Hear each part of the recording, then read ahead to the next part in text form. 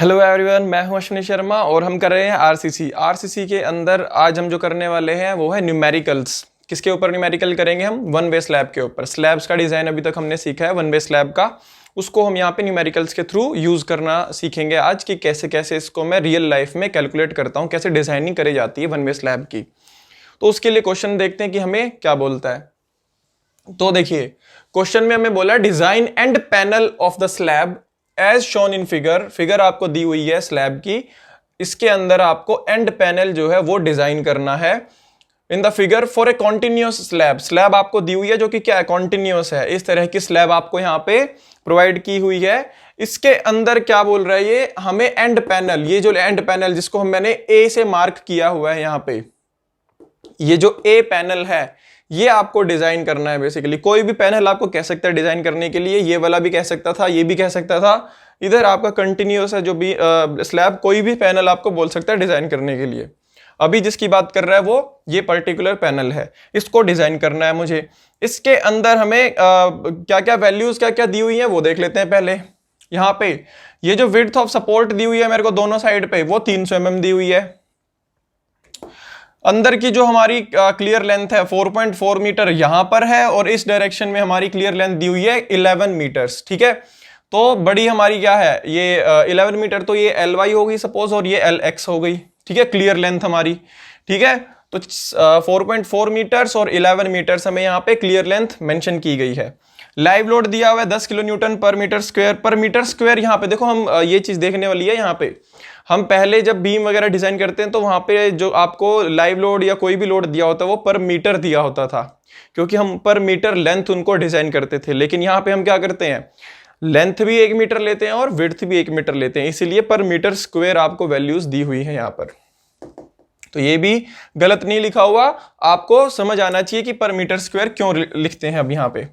इसके बाद floor finishing हमें दी हुई है, उसकी थिकनेस दी हुई है 60 mm, मतलब थिकनेस ऑफ फ्लोर बेसिकली दिया हुआ है। M25 कॉन्क्रीट है और Fe415 हमारा स्टील है, और LSM हमारा डिजाइनिंग का मेथड है। इससे हमें डिजाइन करनी है स्लैब। तो सबसे पहले तो हम क्या करें, हमारी स्लैब को देख लेते हैं। जो ये पोर्शन मुझे डिजाइन करना है यहाँ पर, इसको ड्रॉ कर लेते हैं। बेसिकली जो मुझे यहाँ पर बनाना है या डिजाइन करना है जिसको लेकर मुझे, तो ये कुछ इस तरह से मुझे यहाँ पे दिखाई दे रही है स्लैब हमारी।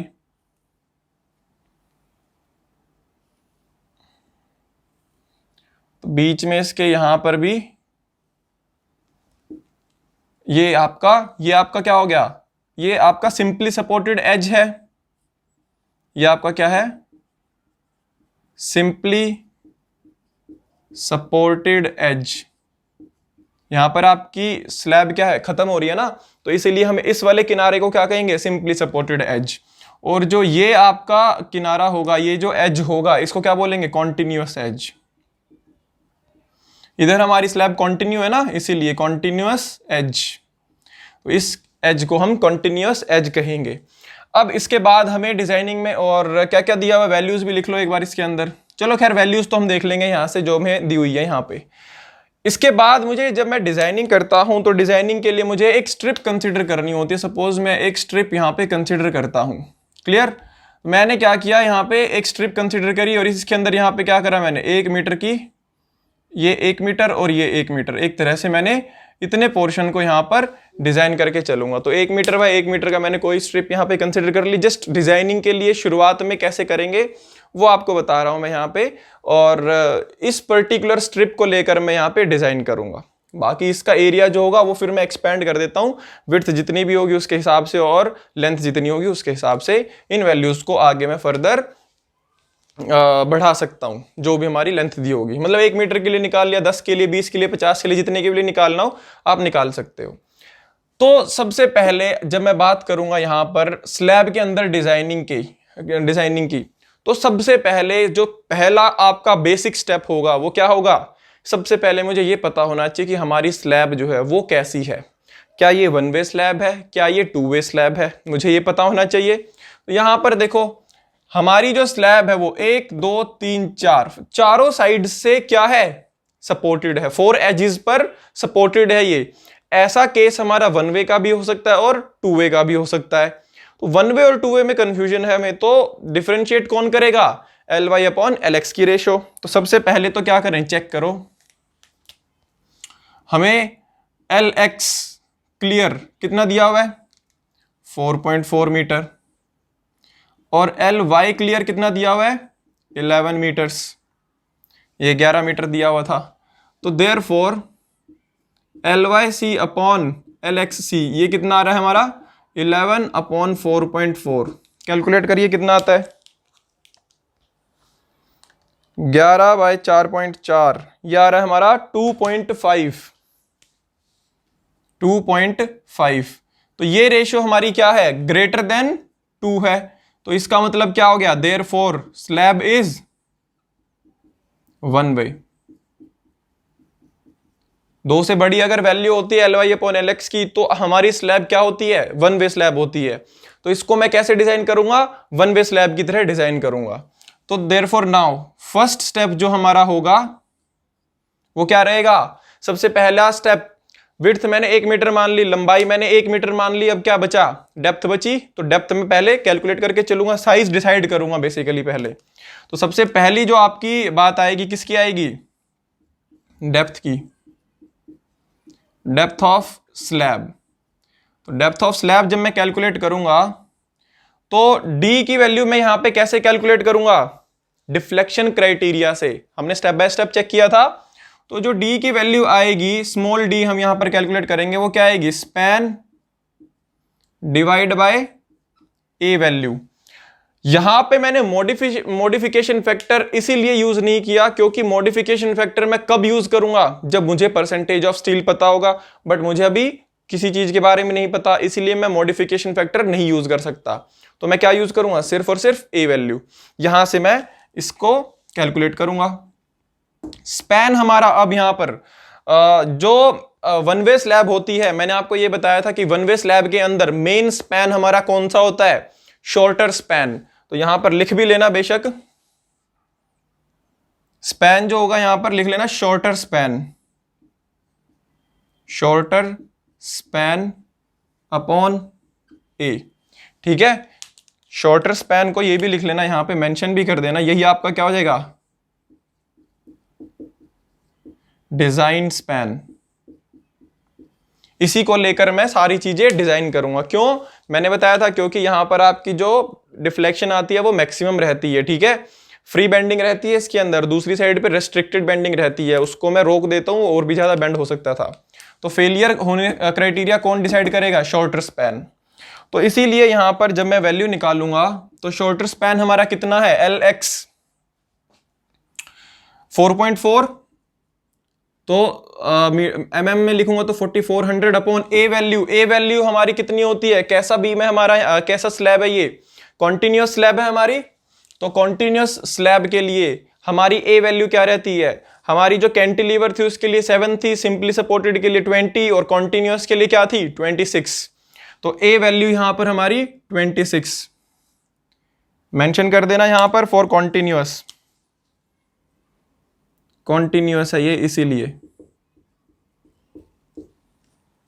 वैल्यू निकालो इसकी कितनी आती है, चेक करते हैं डेप्थ हमारी फिर। 4400 डिवाइड बाय 26, 169.23, 169.23, अप्रोक्सीमेटली 170 मान लो इसको, 170 mm। ये हमारी यहां पर स्मॉल डी इफेक्टिव डेप्थ आई है अभी, ठीक है। और इसके अंदर हम क्या कर लेते हैं, सपोज मैंने क्या कर लिया, प्लस कर दिया कवर 30 mm का, मैंने यहां पर इफेक्टिव कवर मैंने यहां पे ऐड कर दिया, और टोटल डेप्थ मेरी क्या आ गई 200 mm, कैपिटल डी मेरी ये आ गई यहां पर, ठीक है भाई। ऐसे दिखा दो, प्लस डीसी मैंने यहां पर ऐड कर दिया 30 mm का, तो मेरी टोटल डेप्थ जो है स्लैब की वो मैंने यहां पर कैलकुलेट कर ली। मैंने कितनी प्रोवाइड कर दी, 200 mm। ये मेरी स्लैब की जो है डेप्थ आ चुकी है। इसके बाद हमारा जो नेक्स्ट स्टेप होगा, नेक्स्ट स्टेप इसके बाद हम क्या निकालते हैं, अब देखो हम यहां पर डेप्थ निकाल चुके हैं, अब हम धीरे धीरे किसकी तरफ बढ़ेंगे, धीरे धीरे हमें किसकी ओर बढ़ना है, लोड कैलकुलेट करके फिर हम धीरे धीरे बेंडिंग मोमेंट निकाल लेंगे, बेंडिंग मोमेंट की हेल्प से फिर स्टील का एरिया निकालेंगे, तो वहां पर हम उसकी तरफ अप्रोच करेंगे। तो इसके बाद हमारा जो नेक्स्ट जो स्टेप होगा क्या होगा, लोड कैलकुलेशन। तो दूसरे नंबर पे हम क्या कैलकुलेट करेंगे, लोड कैलकुलेट करेंगे। देखो लंबा क्वेश्चन चलेगा काफी, इसलिए मैंने यहां पर थोड़ा स्पेस छोड़ा था ताकि जो वैल्यूज लिखते चलेंगे वो कैलकुलेट होके यहां पे हम लिखते चले बार बार, क्योंकि लंबा क्वेश्चन चलेगा, हम वैल्यूज को बार बार कैलकुलेट नहीं कर सकते। तो ध्यान से रहना, बिल्कुल एक एक स्टेप बिल्कुल आराम से करेंगे, कोई दिक्कत नहीं है। पूरा स्लैब, पूरा सारा का सारा आपका टॉपिक जो है वो कवर हो जाएगा इससे। बहुत अच्छा क्वेश्चन है। तो लोड की कैलकुलेशन जो है, हमें लोड जो दिए हुए हैं, कौन कौन से लोड दिए हुए हैं, एक तो फ्लोर दिया हुआ है हमें, ऊपर से एक और लाइव लोड दिया हुआ है, और इसका खुद का डेड लोड तो होगा ही होगा।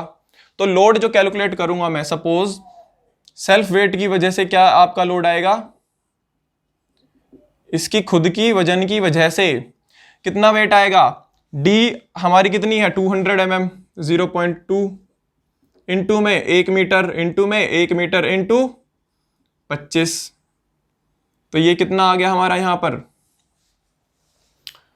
ये आएगा अप्रोक्सीमेटली 25 इंटू 0.25 आना चाहिए। हाँ, तो ये आ गया हमारा 5 किलो न्यूटन पर मीटर स्क्वायर। इसके बाद हमारा फ्लोरिंग की वजह से हमारा जो लोड आएगा वो कितना आएगा, थिकनेस ऑफ फ्लोरिंग कितनी दी हुई है 60 mm, तो मीटर्स में कितना हो जाएगा 0.06 इंटू में 1 इंटू 1 इंटू में 24 किलो न्यूटन पर मीटर स्क्वायर में इसका यूनिट पर मीटर क्यूब इसका जो यूनिट वेट है वो लेता हूं बेसिकली, ठीक है। प्लेन कंक्रीट का जो वजन होता है उसके बराबर मैं फ्लोरिंग का मानता हूं।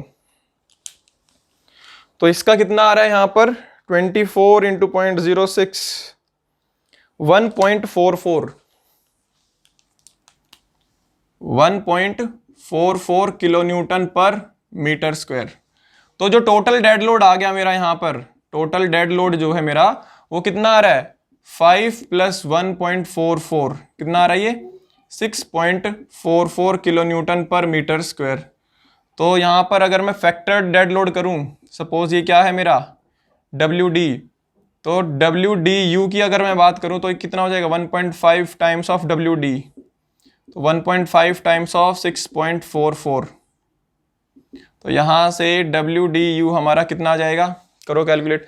देखो अब यहां पर मैं एक चीज बताऊंगा आपको, ये मैं अलग अलग इसीलिए कैलकुलेट कर रहा हूं क्योंकि इनकी हमें आगे जरूरत पड़ेगी। 1.5 इंटू 1.644, ये आ गया हमारा 2.46, एक सेकेंड 2.46 नहीं, सॉरी मैंने बाय मिस्टेक 1.6 कर दिया मल्टीप्लाई, 1.5 इंटू 6.44, यह आएगा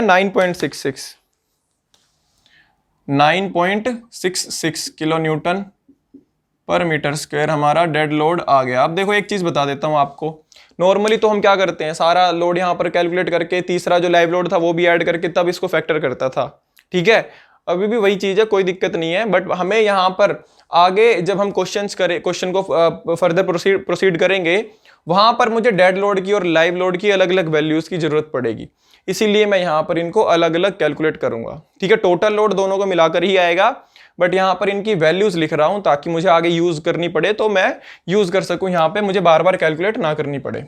तो तीसरा लोड एक और बचा था, लाइव लोड, कितना दिया हुआ है 10 किलो न्यूटन पर मीटर स्क्वायर, तो 10 इंटू 1 इंटू 1, तो 10 किलो न्यूटन पर मीटर स्क्वायर। तो ये हो गया हमारा WL, और WLU फैक्टर्ड कितना हो जाएगा 1.5 टाइम्स WL, तो 1.5 इंटू 10 कितना आ जाएगा ये 15 किलो न्यूटन पर मीटर स्क्वायर। क्लियर, हमारा यहां से डेड लोड भी आ गया फैक्टर्ड और लाइव लोड भी आ गया। तो देयरफॉर टोटल लोड कितना आ जाएगा हमारा, टोटल फैक्टर्ड लोड WU कितना आ जाएगा WDU plus WLU, live load और डेड लोड को ऐड कर दूंगा। फैक्टर में पहले ही कर चुका हूं, दोबारा मुझे मल्टीप्लाई करने की जरूरत नहीं पड़ेगी। 9.66 प्लस 15 हमारा आएगा 24.6, 24.66।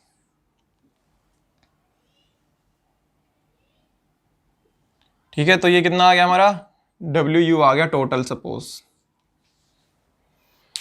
किलो न्यूटन पर मीटर स्क्वायर, किलो न्यूटन पर मीटर स्क्वायर। तो हमें यहाँ पर लोड की वैल्यू भी मिल चुकी है, लोड कैलकुलेट कर चुका हूँ, डेड लोड अलग से कर दिया, लाइव लोड अलग से कर दिया, और टोटल जो आया मेरा वो मैंने अलग से कर दिया। तो लोड की कैलकुलेशन मेरी कंप्लीट हो चुकी है। इसके बाद मेरा जो नेक्स्ट स्टेप बचेगा वो क्या आएगा, मुझे इफेक्टिव लेंथ की भी जरूरत पड़ेगी। अब इफेक्टिव लेंथ मुझे आगे बेंडिंग मोमेंट अगर मैं निकालूंगा इस लोड को यूज करके, तो मुझे वहां पर बेंडिंग मोमेंट निकालते टाइम इफेक्टिव लेंथ की आवश्यकता पड़ेगी, जरूरत पड़ेगी। तो पहले ही मैं क्या करूं, उसको निकाल लूं। तो नेक्स्ट स्टेप मेरा क्या होगा, third, effective length, effective length. तो इफेक्टिव लेंथ जो होगी मेरी एल इफेक्टिव, उसको कैसे कैलकुलेट करूंगा मैं। अब देखो यार, इफेक्टिव लेंथ जो आप लोगों ने देखा था सिंपली सपोर्टेड में, तो LC plus D, LC plus W, दोनों में से जो आपकी मिनिमम आती थी वो सिलेक्ट कर लेता था। बट यहां पर क्या है, आपकी स्लैब कॉन्टिन्यूअस है। कॉन्टिन्यूअस स्लैब के अंदर हमने इफेक्टिव लेंथ के अंदर चेक किया था, जब हमने इफेक्टिव लेंथ कैलकुलेट करनी सीखी थी, अगर इफेक्टिव लेंथ मैं कॉन्टिन्यूअस स्ट्रक्चर की, कॉन्टिन्यूअस सेक्शन की कैलकुलेट करता हूं, तो मेरे पास दो कंडीशंस आती हैं। एक तो मैं चेक करता हूं पहले कि क्या मेरी विड्थ ऑफ सपोर्ट जो मुझे दी हुई है, मैंने दी हुई है, क्या वो हमारी L क्लियर बाय 12 लेंथ, जो हमारी स्पैन बाय 12 बेसिकली, उससे छोटी आ रही है या उससे बड़ी है। क्लियर लेंथ डिवाइड बाय 12 से कंपेयर करता हूं। अगर इस वैल्यू से विड्थ ऑफ सपोर्ट छोटी आती है, तो जैसे सिंपली सपोर्टेड में मैंने लेंथ कैलकुलेट करी थी, सेम वैसे ही यहां पर भी कर सकता हूं, LC plus D, LC plus W से। ठीक है, बट अगर जो विड्थ ऑफ सपोर्ट है वो L क्लियर डिवाइड बाय 12 से ज्यादा आ जाती है, फिर मुझे कंपेयर करना, फिर मुझे चेक करना पड़ेगा कि कौन सा केस है आपका, एंड वाला केस है, बीच वाला केस है, या आपका लास्ट वाला केस है। कौन सा इन तीनों में से कैसा आपका किस स्पैन के अंदर बेसिकली आप उस लेंथ को निकाल रहे हो, उसके हिसाब से आपकी वैल्यूज क्या थी, अलग अलग हो जाती थी। इन दोनों में तो क्लियर लेंथ के बराबर ही हो जाती थी। इसके अंदर आपका जो भी क्राइटेरिया था बेसिकली, तो वो हम वहां पर देख चुके हैं। अब यहाँ पे कॉन्टिन्यूअस स्लैब है, इसीलिए मुझे क्या करना पड़ेगा, पहले कंपेयर करूंगा। क्या, नाउ चेक, जो विड्थ ऑफ सपोर्ट है, क्या पहले तो लिख लो नाउ विड्थ ऑफ सपोर्ट हमारी कितनी है, W कितनी दी हुई थी हमें, 300 mm, 300 mm, and L clear by 12, यही वैल्यू कितनी आती है। क्लियर लेंथ हमारी, कौन सी क्लियर लेंथ लूंगा यार मैंने आपको बता दिया, मेन स्पैन हमारा शॉर्टर स्पैन रहेगा, तो जो भी कैलकुलेशन चलेंगी सारी उसी को लेकर चलेंगी, ये चीज ध्यान रखना बिल्कुल। तो शॉर्टर स्पैन का ही स्पैन आएगा, 4400 अपॉन 12, कितनी वैल्यू आती है, करो 4400 डिवाइड बाय 12, ये आ गई हमारी 366.67, 366.67 mm हमारी यहां पर वैल्यू आ जाती है ये। क्लियर, तो अब हमारी वैल्यू क्या है यहां पर, W is less than LC by 12। अगर ये केस बन जाता है हमारा, तो क्या हो गया, therefore L effective is same as of simply supported, simply supported में क्या होता है, LC प्लस D और LC प्लस W, इन दोनों में से जो मिनिमम होगा उनमें से मैं L इफेक्टिव कैलकुलेट कर लूंगा। तो ठीक है, तो अब कैलकुलेट करते हैं L इफेक्टिव। चलिए, तो सिंपली सपोर्टेड में क्या करते हैं, देयरफॉर L इफेक्टिव क्या हो जाएगा हमारा यहाँ पर, LC प्लस D और LC प्लस W, दोनों में से जो मिनिमम आ जाएगा। तो क्या आएगा, LC क्या है हमारा 4400, सपोज मीटर में ही बात कर लेता हूं, ठीक है, directly 4.4 metre plus small D हमने कितना कैलकुलेट किया था यहां पर 170 mm, ठीक है, 170 mm हमने यहाँ पे कैलकुलेट किया था, तो मतलब कितना हो गया 0.17, तो कितना आएगा ये 4.4 प्लस 0.17 4.57, हाँ 57 ही आएगा, ठीक है। तो एक तो आ गया ये, और दूसरा क्या आएगा आपका ये 4.4 प्लस विड्थ ऑफ सपोर्ट कितनी दी हुई है 300 mm, तो प्लस 0.3, ये कितना आ गया 4.7 मीटर, ये भी मीटर। तो दोनों में से कम कौन सा है, मिनिमम लेना था हमें, तो देयरफॉर 4.57 हमारा मिनिमम है। तो एल इफेक्टिव क्या हो गया, यही हो गया, therefore L effective equals to 4.57 metre. अब इसके अंदर देखो एक चीज है यार, आप जब स्लैब का डिजाइन करोगे तो जितने कॉन्सेप्ट पीछे सीखते चले आए हो सारे अप्लाई हो जाएंगे यहाँ पे डिजाइनिंग के अंदर। एक एक चीज आपको पीछे की जो है वो रिवाइज हो जाएगी, एक एक चीज आपको समझ आ जाएगी कि कौन सी वैल्यू कहाँ पर इस्तेमाल होती है, ठीक है। बहुत सारे कोडल प्रोविजंस जो हमारे आईएस कोड ने रिकमेंडेशंस दी हैं, सारी की सारी यहाँ पर यूज हो जाएंगी, ठीक है। तो बहुत ही अच्छा क्वेश्चन है कॉन्सेप्ट बेसिस के लिए, तो बहुत ही अच्छा क्वेश्चन है ये, ठीक है, स्लैब का। तो इफेक्टिव लेंथ हमने कैलकुलेट कर ली। इफेक्टिव लेंथ को अब मुझे किसके लिए यूज करना था, बेंडिंग मोमेंट कैलकुलेट करने के लिए, ठीक है, बेंडिंग मोमेंट कैलकुलेट करने के लिए। अब बेंडिंग मोमेंट जो मैं कैलकुलेट करूंगा, बेंडिंग मोमेंट कैलकुलेट जब मैं करूंगा तो बेंडिंग मोमेंट भी यहां पर क्या होगा, दो तरह से आएगा। दो तरह से बेसिकली कैसे आएगा कि जो हमारी पॉजिटिव और नेगेटिव रीइंफोर्समेंट है बेसिकली, या आप इसको ऐसे समझ लीजिए कि ये जो स्पैन था मेरा बेसिकली, इस स्पैन के अंदर मुझे क्या करना है, पूरे स्पैन को सेफ करके रखना है।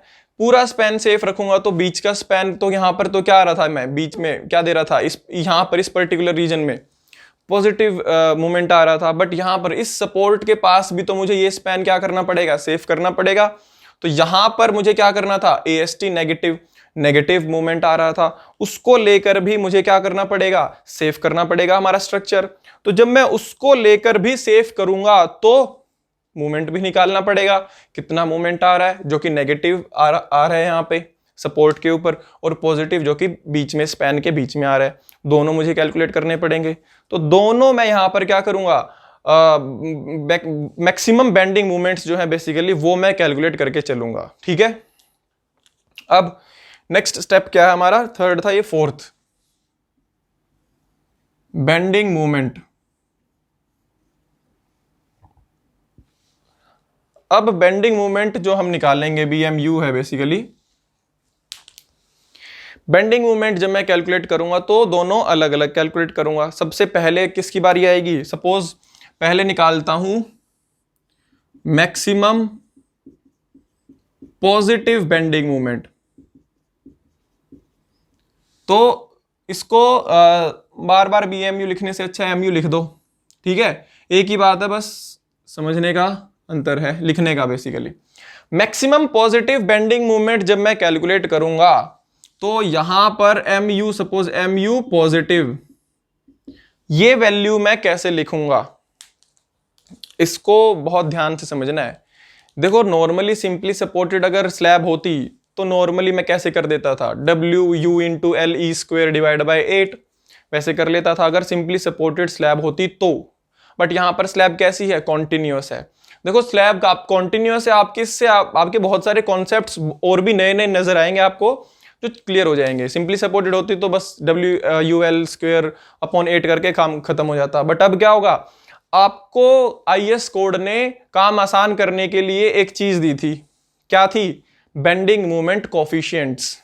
बेंडिंग मूवमेंट कोफिशिएंट्स, तो बेंडिंग मूवमेंट कोफिशिएंट्स जो है आपके वो यहां पर इस्तेमाल किए जाएंगे, क्योंकि ये कॉन्टिन्यूअस स्लैब है। कॉन्टिन्यूअस स्लैब के अंदर आपका स्पैन ये वाला है, ठीक है।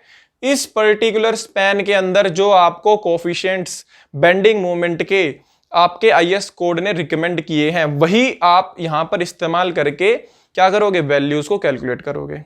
क्लियर, बिल्कुल क्लियर होना चाहिए दिमाग में एक एक चीज। जब मैं बोलता हूं ना कि यहाँ पे आपके बेंडिंग मोमेंट कोफिशिएंट्स आपके यूज होंगे, नोट्स जो आपके पास है आपकी कॉपी के अंदर वो डायग्राम खुल जाना चाहिए जहां पे बेंडिंग मोमेंट कोफिशिएंट्स लिखे हुए हैं, और पलट के आपको ये चेक करना चाहिए कि ये इस पर्टिकुलर स्पैन में कौन से कोफिशिएंट्स यूज किए जाएंगे। ये चीज क्लियर सबको। अब देखते हैं पॉजिटिव बेंडिंग मोमेंट के लिए। मैंने आपको एग्जांपल करके भी लिखवाया था, अगर मैं मैक्सिमम पॉजिटिव और मैक्सिमम नेगेटिव लिखवाता हूं तो वो कैसे कैलकुलेट किए जाएंगे, जिस भी स्पैन में मैं कैलकुलेट करना चाहूंगा उसके हिसाब से उसके कोफिशिएंट्स यूज करके। अब यहां पे मुझे मैक्सिमम पॉजिटिव चाहिए, तो मैक्सिमम पॉजिटिव मैं कैसे निकालता हूं। सपोज यहां पे K1 जो हमारा कोफिशिएंट यूज किया जाएगा इनटू में WDU इंटू में LE स्क्वायर ये था, plus K2 into WLU into में LE स्क्वायर। यही आता है भाई हमारा जो बेंडिंग मूवमेंट होता है, कोफिशिएंट जो भी हमारा स्पैन होगा उसके हिसाब से यूज कर लेंगे। पॉजिटिव है तो मैक्सिमम पॉजिटिव बेंडिंग मूवमेंट वाले कोफिशिएंट्स हमें मिल जाएंगे। बेसिकली यहाँ पर जो मिड स्पैन पे हमें मिलेगा पॉजिटिव बेंडिंग मूवमेंट मिलता है, तो वो कोफिशिएंट्स हमें मिड स्पैन पे मिल जाएंगे, वहीं पे मैक्सिमम हमें मिल रहा था। तो K1 और K2 की क्या वैल्यूज आ रही हैं, चेक करो कितनी वैल्यूज आ रही हैं आपकी मैक्सिमम पॉजिटिव के लिए। 1/12 और 1/10। 1/12 आपकी आ रही है यहां पे डेड लोड के लिए, और K2 की वैल्यू लाइव लोड के लिए आ रही है 1/10। तो इनको वैल्यूज को पुट करो और मूवमेंट निकाल लो, कोई भी दिक्कत नहीं है। देखो यहां पे हमें डेड लोड और लाइव लोड अलग अलग चाहिए थे, इसीलिए मैंने यहां पर ये अलग अलग कैलकुलेट किए थे। अगर डायरेक्टली कर देता तो फिर यहां पर दोबारा निकालना पड़ता। ठीक है, तो देयरफॉर MU पॉजिटिव कितना आ जाएगा 1/12 इंटू में WDU कितना आया था 9.66 इंटू में इफेक्टिव लेंथ हमारी कितनी आई थी 4.57 का square, plus 1/10 into live load कितना निकाला था हमने 15 इंटू L इफेक्टिव कितनी है हमारी 4.57 का स्क्वायर। तो यहां से MU पॉजिटिव कितना आ रहा है, कैलकुलेट करो। MU पॉजिटिव कितना आया यहां पे, वैल्यू कैलकुलेट करिए। 4.57 स्क्वायर बाहर निकाल लो बेशक, और अंदर क्या बचेगा 9.66/12 प्लस 15/10, ये आ रहा है हमारा 48.14 किलो न्यूटन मीटर। तो यहां से हमें पॉजिटिव बेंडिंग मोमेंट की वैल्यू जो है वो मिल चुकी है। अब इसके बाद दूसरी क्या वैल्यू निकालनी है, नेगेटिव। तो नेगेटिव की भी निकालेंगे, तो निकाल लेगा, यहीं पे जगह है, तो चलो लिख लेते हैं यहीं पे। तो नाउ MU नेगेटिव सेम हो जाएगा हमारा ऐसे ही। K1 K2 की वैल्यूज यहां पर क्या हो जाएंगी, चेंज हो जाएंगी। नेगेटिव के लिए जो आपकी वैल्यूज आएंगी वो आप देखोगे यहां पे। सपोज यहां पर मैं इसको नाम दे देता हूं K1 dash WDU into LE square plus K2 dash WLU into LE square. तो K1 डैश की जो वैल्यू आएगी और K2 डैश की जो वैल्यू आएगी वो कितनी आएगी, देखो कितनी आ रही है। नेगेटिव के लिए आपकी वैल्यूज 1/10 और 1/9, माइनस 1/10 और ये आ रही है -1/9। तो इन वैल्यूज को लेकर आप क्या करो, कैलकुलेट कर दो। तो MU नेगेटिव कितना आ जाएगा, MU नेगेटिव -1/10 इंटू में कितना था डेड लोड 9.66 इंटू में इफेक्टिव लेंथ कितनी थी 4.57 स्क्वायर, प्लस नहीं आएगा यहाँ पे, क्या है नेक्स्ट, क्या है माइनस ही है ये भी। तो ये क्या आ जाएगा -1/9 इंटू में इसका डेड लोड कितना था 15, sorry live load 15 into 4.57 square. तो देयरफॉर mu नेगेटिव कितना आ जाएगा, यहां से कैलकुलेट करो, यहां लिख लेते हैं थोड़ा साइड में, mu नेगेटिव कैलकुलेट करिए कितना आ रहा है, ये आएगा हमारा, माइनस बाहर निकाल लेना, 4.57, कैलकुलेशन में इजी रहेगा, square into 9.66 divide by 10 plus 15 by 9, 54.98 minus का आएगा, ये माइनस 54.98 किलो न्यूटन मीटर। तो ये हमने यहाँ पर mu पॉजिटिव भी निकाल लिया और mu नेगेटिव भी निकाल लिया। तो जो मैक्सिमम आएगा उसके लिए मुझे सेव करना पड़ेगा, जो ज़्यादा मूवमेंट आएगा, तो ज़्यादा कौन सा आ रहा है, mu negative 54.98, approximately 55 kilo Newton का हमारा यहाँ पर ये वैल्यू आ रही है हमारी 55 किलो न्यूटन मीटर की। तो ये ज़्यादा है mu पॉजिटिव से, मतलब सपोर्ट पे ज़्यादा बेंडिंग मोमेंट आ रहा है आपका, ठीक है। तो इस वाली सपोर्ट पे ज़्यादा अनसेफ है ये, बजाय की बीच में, तो उसके लिए ही मैं सेव करके चलूंगा इसको यहाँ पे। तो वैल्यूज पहले तो लिख लेते हैं भाई। अब देखो जल्दी से आप लोग, मैं वैल्यूज लिखता हूँ क्या क्या हमने यहाँ पे कैलकुलेट करी है। हमने कैलकुलेट करी है डी की वैल्यू, यहाँ पे डी की वैल्यू आई थी 170 और कवर था 30 mm। डेड लोड हमने लिखा है 9.66, लाइव लोड जो हमने लिखा है 15, ठीक है। और टोटल लोड कितना है हमारा 24.66। इसके बाद हमने क्या चीज निकाली, इफेक्टिव लेंथ हमारी, हाँ एल इफेक्टिव कितनी आई है 4.57। और इसके बाद हमने mu पॉजिटिव निकाला है, mu पॉजिटिव कितना आ रहा है हमारा 48.14 और mu नेगेटिव कितना आ रहा है 50, अप्रोक्स 55 लिख लेते हैं, 54.98 है, तो अप्रोक्सीमेटली हमारा कितना आ रहा है ये 55 किलो न्यूटन मीटर, ठीक है। अरे वैल्यूज लिखेंगे तो यहाँ ज़्यादा जगह घेर लेगा, ये हमें बचानी है जगह, वैल्यूज बहुत सारी आएंगी। अभी तक जितना किया है इसको नोट डाउन करिए, अच्छे से समझिए और स्क्रीनशॉट ले लो। इसके आगे चलना है अब नेक्स्ट स्टेप की ओर, तो जल्दी से करो इसको। देखो नेक्स्ट स्टेप अब हमारा क्या होगा, positive bending moment negative bending moment निकाल लिया हमने। अब इसके बाद डेप्थ ऑफ स्लैब रिक्वायर्ड वो कितनी है वो चेक करेंगे अभी हम।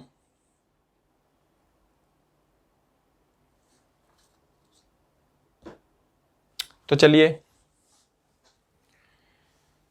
ये अब यहां से पूरा रब कर देते हैं।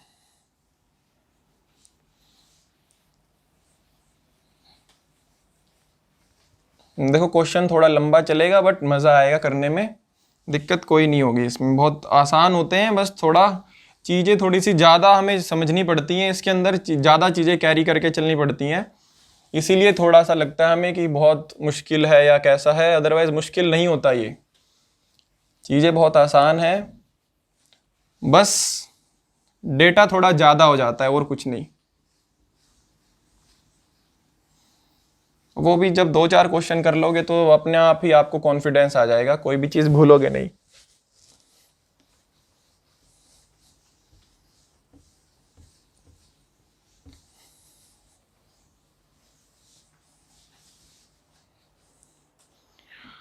तो नेक्स्ट जो हमारा स्टेप है, कितने कर लिए भाई हमने स्टेप अभी तक? 4 कर चुके हैं, 5। नेक्स्ट हम चलते हैं 6th, depth of slab required, ठीक है। डेप्थ ऑफ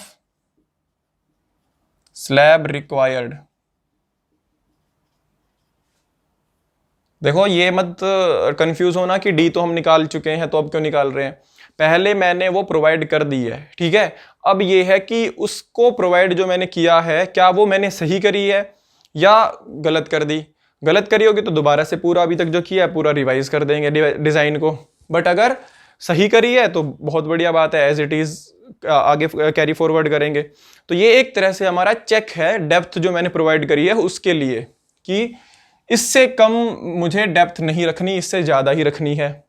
तो ये कितनी आएगी, इसको कैलकुलेट कैसे करूँगा, डी रिक्वायर्ड को √of mu maximum upon Q into B. यहां पे मैंने mu मैक्स जो लिखा है ये इसीलिए लिखा है कि दोनों मूवमेंट्स में से, पॉजिटिव और नेगेटिव में से जो मैक्सिमम आएगा वो मेरा सेफ अगर है तो कम वाला तो वैसे ही सेफ हो जाएगा। तो मैक्सिमम वैल्यू को लेकर मैं यहां पर डेप्थ निकालता हूं। ठीक है, मैक्सिमम वैल्यू हमारी किसकी आ रही थी यहाँ पे, mu नेगेटिव की, अप्रोक्सीमेटली 55। ठीक है, 55 के आसपास आपकी वैल्यू आ रही थी। तो उसको अगर लेके सेफ कर देता हूं तो पूरा का पूरा बीम, पूरी की पूरी स्लैब सेफ हो जाएगी।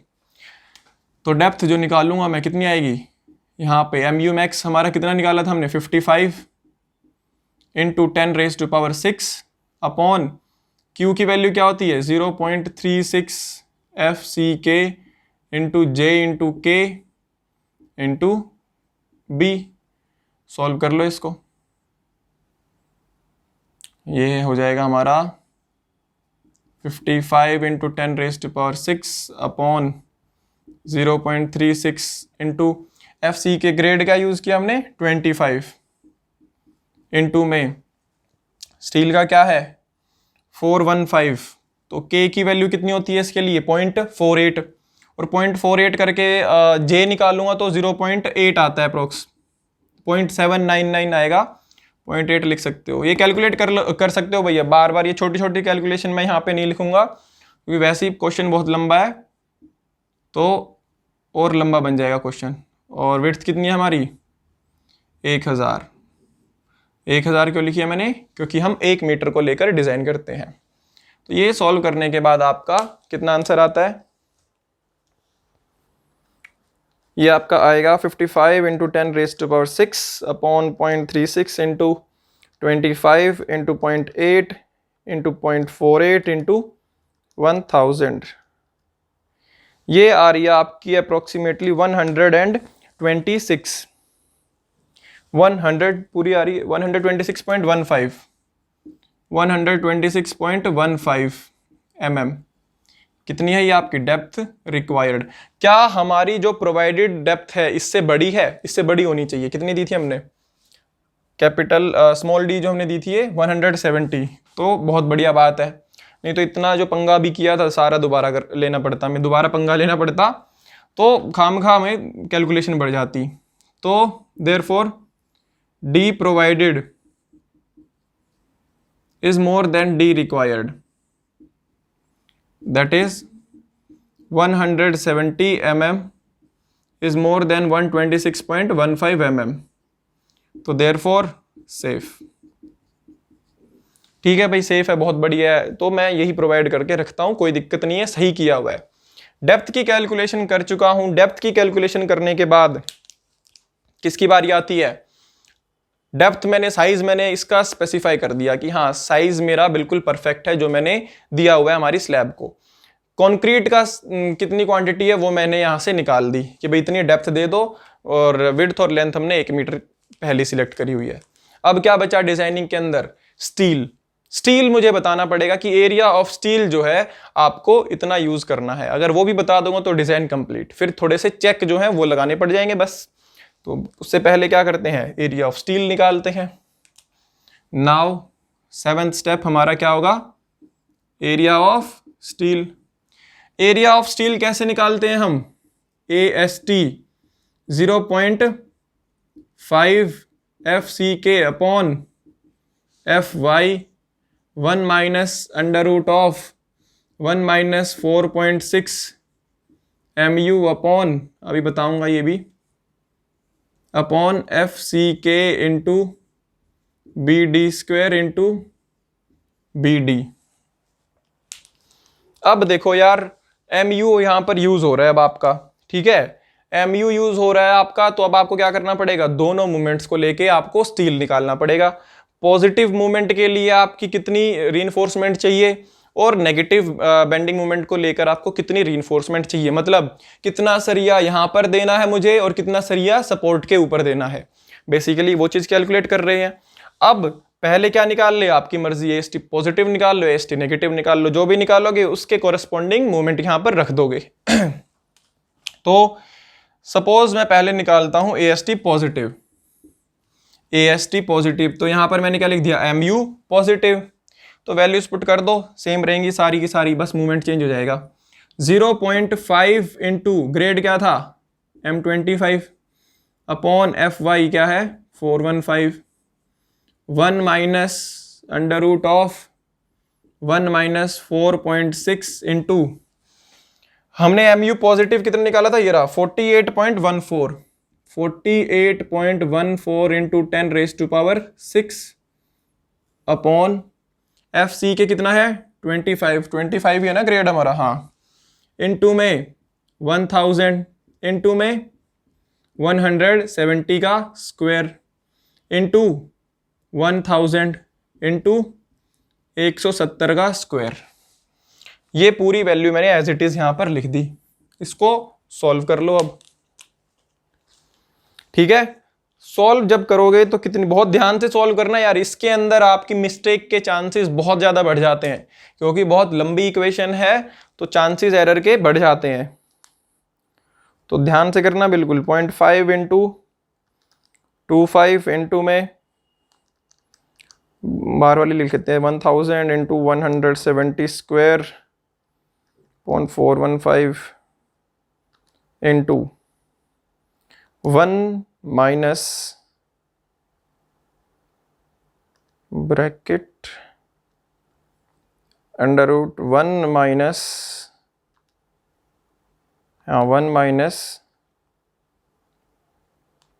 4.6 into 48.14 to 10 raised to power 6 upon 25 into 1000 into 170 square,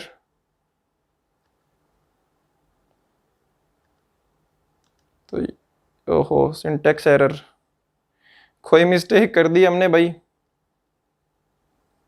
calculation मैंने बोला आपको बिल्कुल ध्यान से करना है,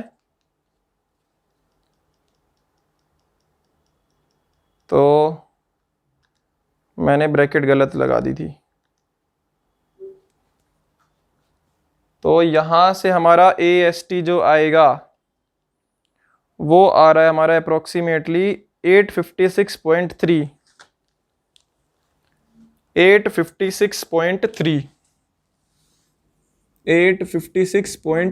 mm स्क्वायर AST पॉजिटिव।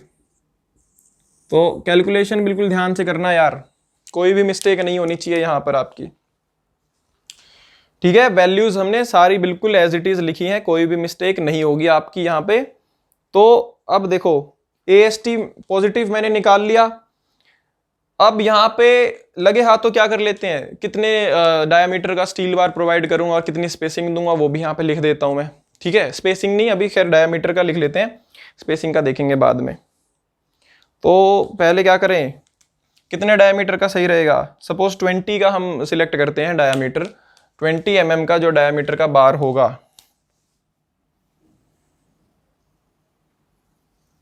वो अगर मैं यहां पे सिलेक्ट करता हूं तो प्रोवाइड 20 mm डायमीटर, तो नंबर ऑफ बार्स जब मैं सिलेक्ट करूंगा तो कितना आ जाएगा 856.3 अपॉन π/4 इंटू 20 का स्क्वायर, तो ये कितने आ जाएंगे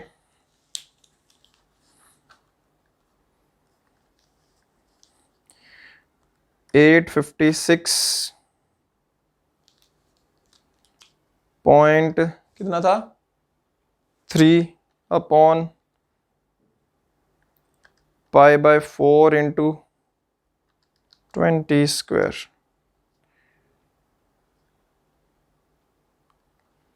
तो ये आ रहे हैं हमारे अप्रोक्सीमेटली 3 स्टील बार आ रहे हैं हमारे, 3 स्टील बार। तो 3 तो काफ़ी कम हो जाएंगे, तो क्या करो 3 नहीं करते। देखो स्लैब एक बता देता हूँ आपको, 3 भी प्रोवाइड कर सकते हैं, बट हमारा मोटिव क्या रहता है, हमने शेयर चेक के अंदर भी देखा था कि हम क्या करते हैं, साइज जो है वो छोटा रखते हैं, बट हम क्या करते हैं, नंबर ऑफ बार्स बढ़ा देते हैं। इसीलिए स्लैब में हम ऐसा नहीं करते कि बहुत मोटे मोटे 2-4 बार ही दे दें जिससे हमारी स्लैब मजबूत हो जाए, ऐसा नहीं किया जाता। साइज थोड़ा छोटा रख के उसको डिस्ट्रीब्यूट कर दिया जाता है, फैला दिया जाता है हमारे एरिया के ऊपर, ताकि हमारी शीयर के स्ट्रेसेस भी जो वो भी कम हो जाएं और बाकी जो बेसिकली स्ट्रेसेस हैं वो भी थोड़ी रिड्यूस हो जाए। नंबर ऑफ बार्स हम ज़्यादा देने की कोशिश करते हैं और डायामीटर को कम रखने की कोशिश करते हैं। ठीक है, तो सपोज 12 mm का करते हैं सपोज यूज़, 12 mm के सही रहेंगे, 12 mm में सही आएगा हमारा, देखते हैं। ठीक है, तो प्रोवाइड करते हैं 12 mm के। अगर आप 20 का भी करना चाहते हो तो 3 सरिये कर सकते हो भाई, कोई भी दिक्कत नहीं है। ठीक है, डिजाइनर हो आप, कुछ भी कर सकते हो, 3-20 के करना चाहते हो, आपका मन था आपने कर दिया, कोई दिक्कत नहीं है। ठीक है, बस बाद में सारे चेक जो है वो हमारे सेटिस्फाई होने चाहिए। मैं सिर्फ यहाँ पर थोड़ा इसको सेफ एक तरह से कह सकते हो कि थोड़ा और फैक्टर ऑफ सेफ्टी बढ़ाने के लिए मैं डायमीटर छोटा रख के चल रहा हूँ। तो अब ये देखो 12 mm के अगर मैं करता हूँ तो कितने आते हैं, 856.3 upon pi by 4 into 12 square 7.57 ये आ रहा है अप्रोक्सीमेटली 7.57। तो कितने प्रोवाइड कर दूं मैं यहां पर, 8। तो देयरफॉर प्रोवाइड, तो चलो यहां पर 8 नंबर ऑफ बार्स मैंने कर लिया। अब स्पेसिंग भी मैं निकाल सकता हूं। स्पेसिंग कैसे निकालूंगा, यहां पर 1000 divide by number of bars, जितने सरिये मैंने दिए हैं 1 मीटर में कैसे डिस्ट्रीब्यूट करूंगा वैसे ही मुझे यहाँ पे स्पेसिंग मिल जाएगी। 1000 डिवाइड बाय, मतलब ये समझ आया कैसे लिखा है मैंने, मतलब ये मेरी 1 मीटर की लेंथ है। ठीक है, मैंने क्या बता दिया, इसके अंदर 1 2 3 सपोज 3 सरिये हैं, तो 3 सरिये अगर मुझे लगाने हैं तो कैसे करूंगा मैं, यहाँ पर ये टोटल लेंथ को क्या कर दूंगा, नंबर ऑफ स्टील बार से डिवाइड कर दिया मैंने, तो इनके बीच का गैप मेरे को मिल जाएगा कि कितने कितनी दूरी पर मैं इनको रख सकता हूँ। क्लियर, तो ऐसे निकाला जाता है। 1000 इसीलिए रखा है क्योंकि मैं 1 मीटर के लिए करता हूँ, 1000 मतलब 1000 mm। 8 सरिये मैंने निकाले हैं तो कितनी आएगी स्पेसिंग इनकी, देखो 1000 डिवाइड बाय 8 125 125 mm। तो therefore provide 12 mm diameter at 125 mm centre to centre. ये हमने किसके बारे में बता दिया, AST पॉजिटिव के बारे में। अब बारी आती है हमारी AST नेगेटिव की। Now AST negative, AST negative भी आप क्या करो, इसी फॉर्मूले से निकाल लो। ठीक है, AST नेगेटिव का क्या फॉर्मूला हो जाएगा, 0.5 FCK divide by FY 1 minus under root of 1 minus 4.6 into MU positive upon FCK BD square into BD। तो कैलकुलेट करो, 0.5 into 25 upon 415 1 minus under root of 1 minus 4.6 into MU positive कितना निकाला था हमने, सॉरी MU नेगेटिव आएगा ना, यहाँ पे नेगेटिव के लिए कर रहे हैं ना, तो MU नेगेटिव 55 था हमारा, 55 into 10 raise to power 6 upon FCK कितना है 25 इंटू में 1000 इंटू में 170 का स्क्वायर इंटू 1000 इंटू 170 स्क्वायर।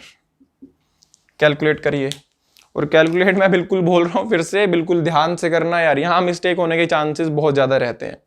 कई बार 3 बार करने के बाद 4 बार करने के बाद भी ये इक्वेशन अच्छे से सॉल्व नहीं होती। तो सबसे पहले ऐसे कर लिया करो, मैं बता देता हूँ सॉल्व करने का भी तरीका।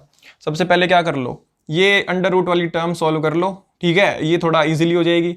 फिर इसको 1 में से माइनस कर दो, फिर इनको इनसे मल्टीप्लाई कर दो, तो थोड़ा सा सॉल्व करने में आसानी रहती है, मिस्टेक्स कम हो जाती हैं, ठीक है। पूरा एक साथ सॉल्व लिखोगे इसके अंदर तो मिस्टेक होने के चांसेस रहते हैं, ठीक है। तो देखो जैसे मैं बताता हूँ करके, 1 माइनस अंडर रूट ऑफ 4.6, ये वाली टर्म कर रहा हूँ पहले, suppose under root of 1 minus 4.6 into 55 into 10 raise to power 6 upon 25 into 1000 into 170 square, ये टर्म आ गई मेरी 0.806। अब इसको 1 में से माइनस करता हूँ, ठीक है, 0.193 आ गई, तो ये टर्म सॉल्व हो गई मेरी। अब क्या करना है, सिर्फ मल्टीप्लाई करो, into 0.5 into 25 into 1000 into 170 square, divide कर दो 415 से। तो ये मेरा आता है यहाँ पर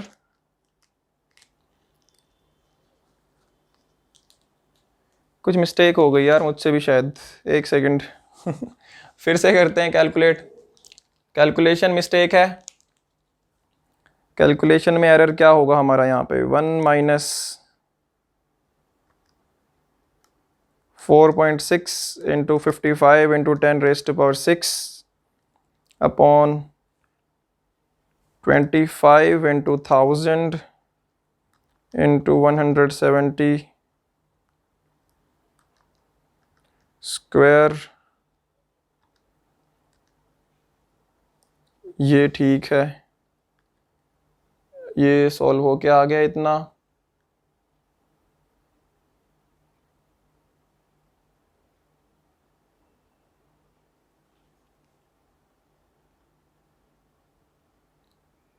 ठीक है,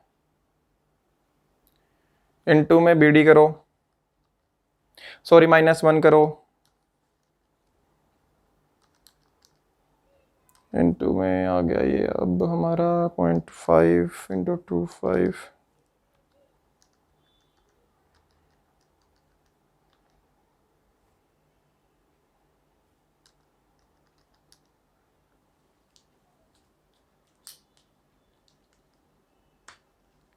ये वैल्यू हमारी सॉल्व करके आएगी 992, हाँ हमारी इतनी आ रही है, ये सॉल्व करके 992 ही आ रही है, ठीक है। 992.36 mm स्क्वायर, ये हमारा यहाँ से क्या आ गया, AST नेगेटिव। तो AST नेगेटिव कितना आ गया, ये वैल्यू आ गई यहाँ से। तो ये सॉल्व करने के बाद ये वैल्यू आती है, तो ध्यान से करना यार, बेसिकली मैंने बताया कि कंफ्यूजन हो जाती है इसके अंदर, तो अच्छे से ध्यान से समझ के सॉल्व करना है इसको। अब इसके बाद AST नेगेटिव निकल गया, नंबर ऑफ स्टील बार, इसके अंदर भी 12 mm का दे दो यार, ठीक है, use 12 mm diameter, therefore number of bars कितने आ जाएंगे, number of bars 992.36 divide by π/4 into में 12 का स्क्वायर, तो ये आ जाएंगे हमारे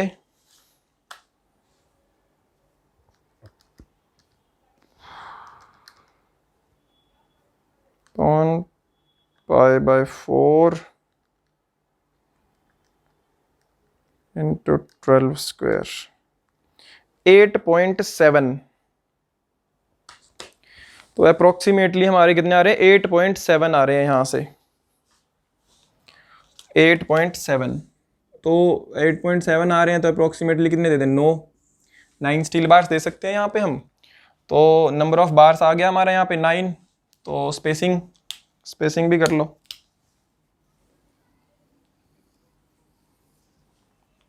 तो स्पेसिंग देख लो अब, देयरफॉर स्पेसिंग कितनी हो जाएगी, 1000/9 कितनी आएगी,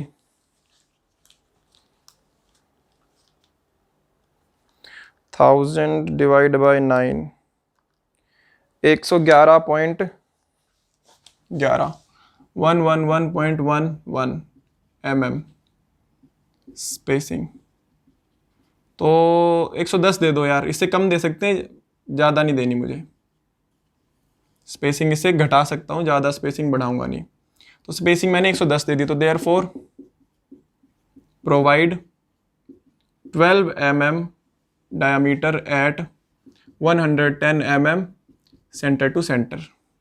ये हमने यहाँ पे AST नेगेटिव में भी प्रोवाइड कर दिया। ये हमारा नंबर ऑफ बार्स आ गया था, n की वैल्यू 9 आ गई थी। अब AST नेगेटिव में निकाल चुका हूँ, AST पॉजिटिव निकाल चुका हूँ। तो यहाँ पे क्या हो गया, एक तरह से मैंने हमारे बीम का डिज़ाइन जो है वो कंप्लीट कर दिया। तो बेसिकली डिज़ाइन तो मैं कंप्लीट कर चुका हूँ, बट इसके बाद हमें क्या बोला हुआ है कि डिज़ाइन आप कंप्लीट कर चुके हो, बट अब एक वेरिफिकेशन भी लगेगा, एक तरह से क्रॉस चेक किया जाएगा कि भैया आपको क्रॉस चेक करना है कि क्या आपका जो डिज़ाइन आपने यहाँ पे बनाया है क्या वो सही है, क्या स्टील जो निकाला है आपने क्या वो सही है, या क्या जो डायमेंशंस आपने यहाँ पर रखी हैं क्या उनके हिसाब से कोई दूसरी चीज़ तो नहीं यहाँ पर अनसेफ हो रही। सपोज शियर की बात करता हूँ, क्या मेरा जो बीम मेरी जो स्लैब है क्या वो शियर में तो नहीं अनसेफ हो रही, क्या वो डेवलपमेंट लेंथ में तो नहीं अनसेफ हो रही, तो बॉन्ड में फेलियर तो नहीं हो रहा बेसिकली। तो यहां पर वो चेक भी हमें लगाने पड़ेंगे। पहले चेक किसका आएगा हमारा, नेक्स्ट स्टेप क्या होगा हमारा, check for shear force. 8th है सपोज हमारा, चेक फॉर शियर फोर्स। तो भाई अब शियर फोर्स को चेक करना पड़ेगा मुझे कि क्या मेरी शियर फोर्स लिमिट में है, शियर स्ट्रेसेस जो है क्या वो बढ़ तो नहीं रही, कम है या नहीं है, वो चीज़ें चेक करनी पड़ेंगी। उसके लिए पहले क्या निकालना पड़ेगा, VU मैक्सिमम शियर फोर्स आ कितनी रही है वो निकालनी पड़ेगी।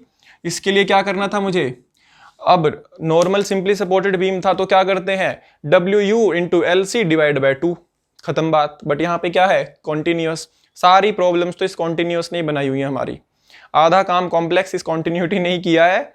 तो अगर सिंपली सपोर्टेड होता तो मजा आ जाता, कोई भी दिक्कत नहीं होती, आराम से अभी तक तो क्वेश्चन भी खत्म हो चुका होता। बट क्योंकि कॉन्टिन्यूअस है तो ज़्यादा काम करना पड़ रहा है, तो इसीलिए जो VU की वैल्यू है, शियर फोर्स भी हम कैसे निकालेंगे, IS कोड की हेल्प से। IS कोड ने क्या कहा था कि आपका काम आसान करने के लिए मैं कांस्टेंट देता हूं, आप यूज करना।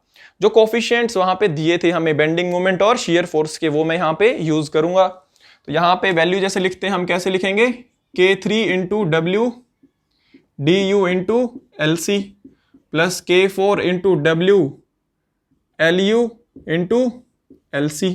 डेड लोड के साथ डेड लोड का कोफिशिएंट, लाइव लोड के साथ लाइव लोड का कोफिशिएंट। तो K3 और K4 जो होंगी वैल्यूज आपकी शियर फोर्स की कोफिशिएंट, शियर फोर्स कोफिशिएंट्स, वो आप क्या करोगे, कोड से देखोगे कितनी वैल्यूज आती हैं। देखो जो आपको IS कोड ने यहां पर बताया है, ठीक है, कोफिशिएंट्स की वैल्यू जो है। हाँ, अब एक चीज और आपको यहां पर चेक करना पड़ेगा, ये चीज हम देखो बेंडिंग मोमेंट में तो डायरेक्टली मैंने निकाल दिया था कि बेंडिंग मोमेंट मैंने निकाल दिया पॉजिटिव नेगेटिव करके, ठीक है। लेकिन इसके अंदर क्या है, शियर फोर्स मैंने आपको बताया था क्या होता है, left of support, right of support. इसी तरह से हम कोफिशिएंट्स को देखते हैं, शियर फोर्स की वैल्यूज जो होंगी लेफ्ट ऑफ सपोर्ट हम बता सकते हैं, राइट ऑफ सपोर्ट बता सकते हैं। तो यहाँ पे मुझे कौन सी वैल्यूज जो है वो चेक करनी पड़ेंगी, वो मुझे पता होना चाहिए। उसके लिए देखिए आप, देखो मुझे जो सेफ करना है बीम जो स्लैब मुझे कहाँ पे करनी है, इस पर्टिकुलर पैनल के लिए डिजाइन कर रहा हूं, तो ये मुझे सेफ करके रखना है। तो शियर फोर्स की वैल्यू एक तो इस वाली सपोर्ट के पास मैं चेक करूंगा और दूसरी इस वाली सपोर्ट के पास चेक करूंगा।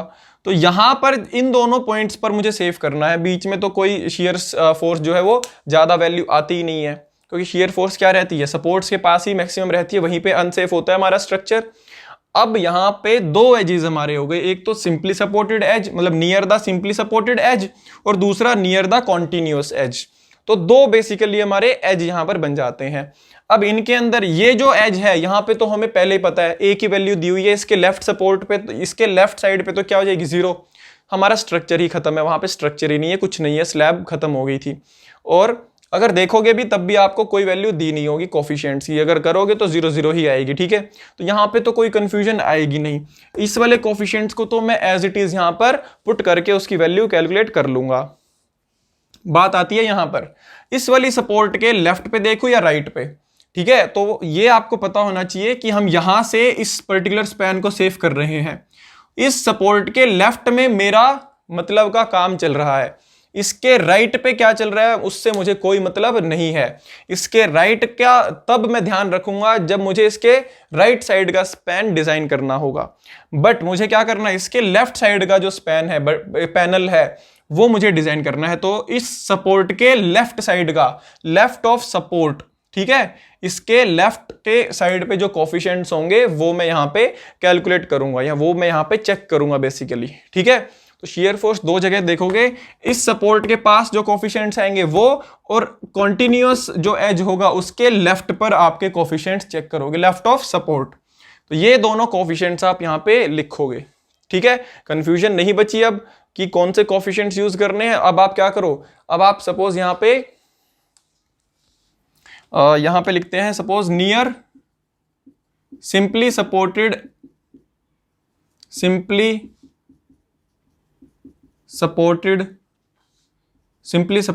एज।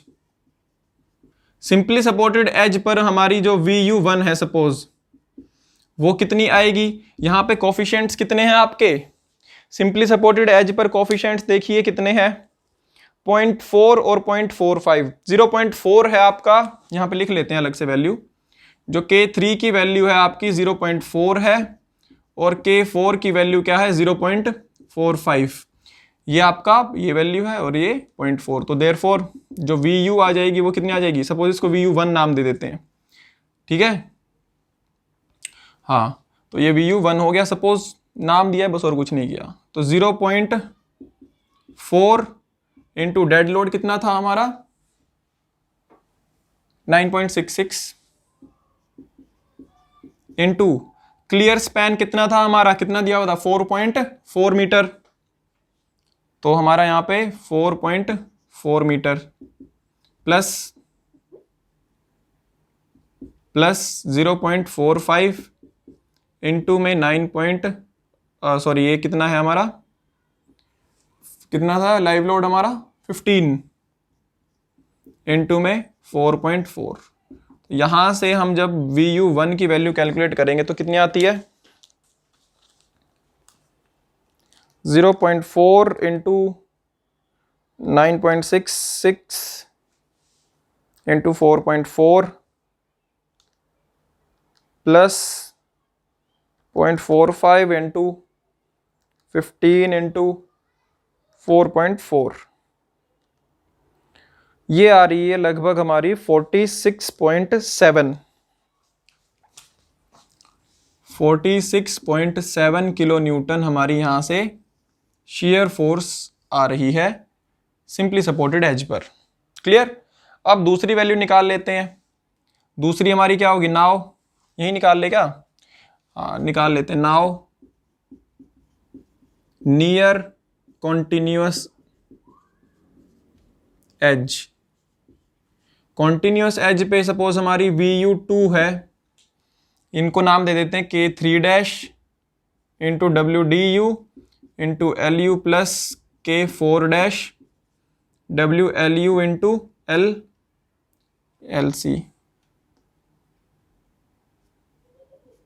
LC। तो यहाँ पे K3 डैश की वैल्यू क्या आएगी और K4 डैश की वैल्यू कितनी आएगी वो लिखो। ये हमारी वैल्यू आती है 0.6 दोनों की 0.6 है वैल्यूज। तो इसको जब हम पुट करेंगे कितना आपका आएगा सॉल्व करके, 0.6 इंटू कितना था 9.66 इंटू 4.4 प्लस 0.6 इंटू 15 इंटू 4.4। तो VU2 हमारा यहां से कितना आएगा, सॉल्व करो,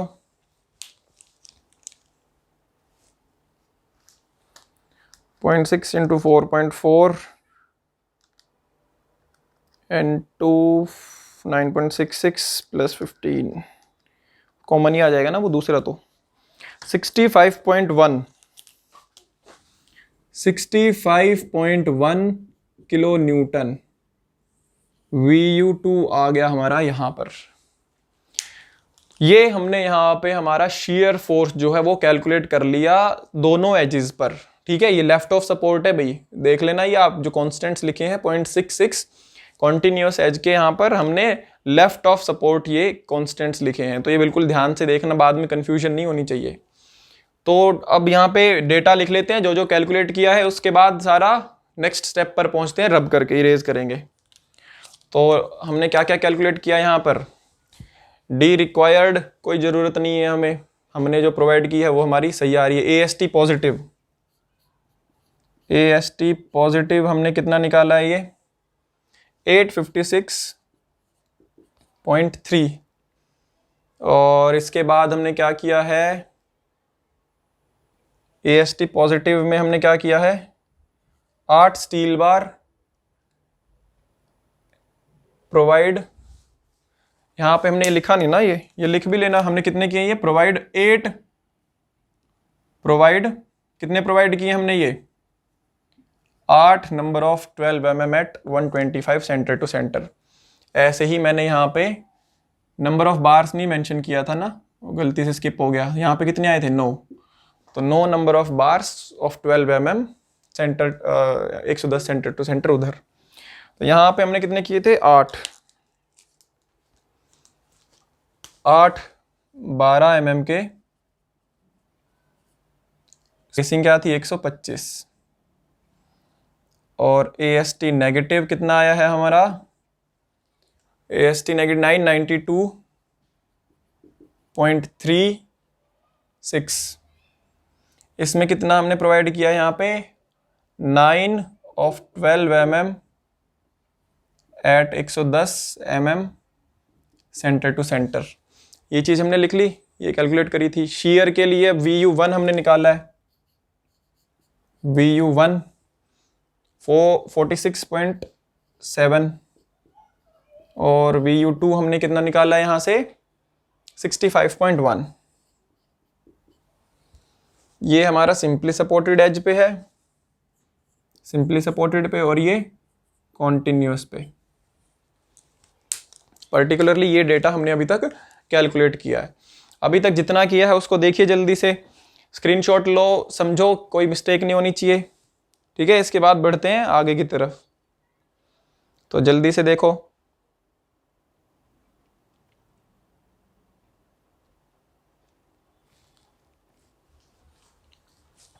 तो चलिए, अब VU1 और VU2 हम निकाल चुके हैं, अब बारी आती है किसकी, नॉमिनल शीयर स्ट्रेस निकालने की। तो नॉमिनल शीयर स्ट्रेस निकालूंगा, दोनों साइड पे कंपेयर कर दूंगा कि कहीं पे हमारी जो शीयर स्ट्रेस है वो ज़्यादा तो नहीं आ रही। कंपेयर कर दूंगा किससे, टाउ सी मैक्स की वैल्यूज से, और किससे, हमारी जो टाउ सी K इंटू टाउ सी की वैल्यू है। स्लैब्स में क्या होती है, K फैक्टर आ जाता है ना, स्लैब डेप्थ फैक्टर, तो उससे मल्टीप्लाई करके ही मैं इसको कंपेयर करता हूं। तो ये दोनों वैल्यूज हम चेक कर लेते हैं अब।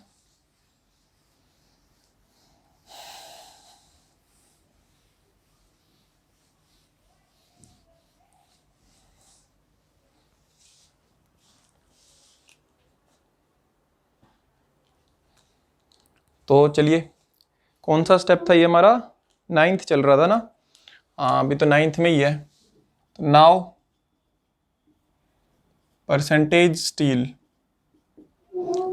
स्टील निकालूंगा, ठीक है।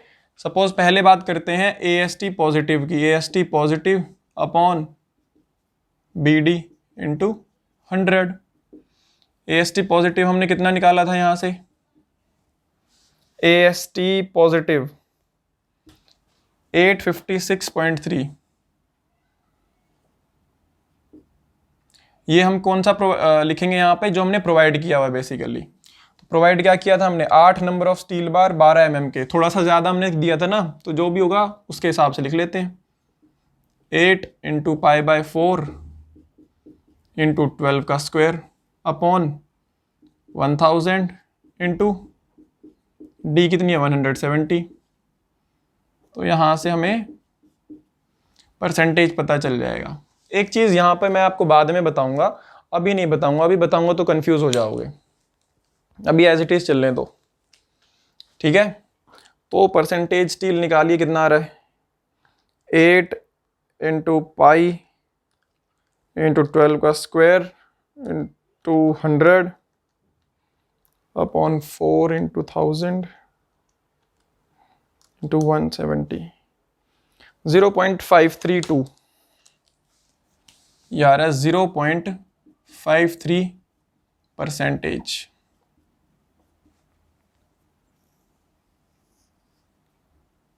ठीक है, तो परसेंटेज स्टील हमने निकाल लिया। अब परसेंटेज स्टील की वैल्यू किसके लिए चाहिए थी हमें, बेसिकली इससे पहले मैं एक चीज़ और निकाल सकता था, टाउ वी की वैल्यू, वो हमने स्किप कर दिया बीच में, कोई बात नहीं, अभी निकाल दूंगा। परसेंटेज स्टील तो हमें टाउ सी की वैल्यू के लिए चाहिए था बेसिकली, ठीक है। अब हम क्या निकाल लेते हैं, नाउ टाउ वी निकाल लेते हैं पहले, या टाउ सी निकाल दे पहले, अब ये निकाल दिया तो चलो टाउ सी निकाल देते हैं अब। ठीक है, टाउ सी की वैल्यू क्या है यहाँ पे 0.53% के कोरस्पॉन्डिंग हमारी टाउ सी की वैल्यू कितनी आएगी, देखिए टेबल से चेक करनी पड़ेगी। 0.5 के कोरस्पॉन्डिंग 0.49 है और 0.75 के कोरस्पॉन्डिंग आपकी 0.50 है 57। तो इंटरपोलेट करना पड़ेगा भाई,